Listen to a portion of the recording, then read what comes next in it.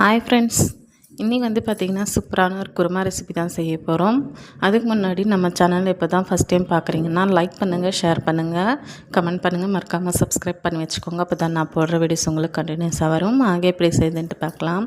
ஒரு பாத்திரத்தில் ஒரு 4 டேபிள் ஸ்பூன் போல் எண்ணெய் வந்து சேர்த்துருக்கு. எண்ணெய் நல்லா சூடானதுமே இதில் வந்து வெங்காயம் சின்ன சின்னதாக நறுக்கி வந்து போட்டுக்கலாம். இந்த மாதிரி போட்டு நல்லா இந்த அளவுக்கு கலர் மாறினதுமே இதில் 1 ஸ்பூன் போல் இஞ்சி பூண்டு பேஸ்ட்டு சேர்த்து பச்சை ஸ்மெல் போகிற வரைக்கும் நல்லா வதக்கிக்கோங்க.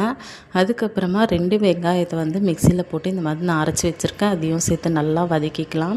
வதக்கிட்டு எல்லாமே வந்து பார்த்திங்கன்னா நல்லா வந்து மிக்ஸ் பண்ணி விடணும். பச்சை ஸ்மெல் கண்டிப்பாக நல்லா போனதுக்கப்புறம் தான் வேறு பொருட்கள் வந்து நம்ம சேர்க்கணும். பார்த்திங்கன்னா எண்ணெய் நல்லா பிரிஞ்சு வந்திருக்கும். இந்த ஸ்டேஜில் ஒரு 5 பச்சை மிளகா வந்து சேர்த்துக்கிறேன்.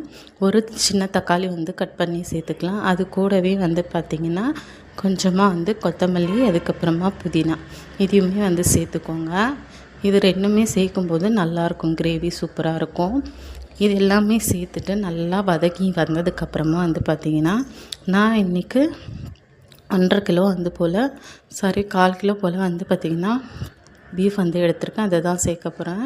அதுக்கு முதல்ல வந்து பார்த்திங்கன்னா இந்த மாதிரி எண்ணெய் பிரிஞ்சு வந்ததுக்கப்புறமா இதில் 1.5 ஸ்பூன் மிளகாய்த்தூள், 2 ஸ்பூன் தனியாத்தூள், கொஞ்சமாக மஞ்சள் தூள் இது எல்லாமே சேர்த்து நல்லா வதக்கிக்கோங்க. கொஞ்சமாக பச்சை ஸ்மெல் வந்து போட்டோம்.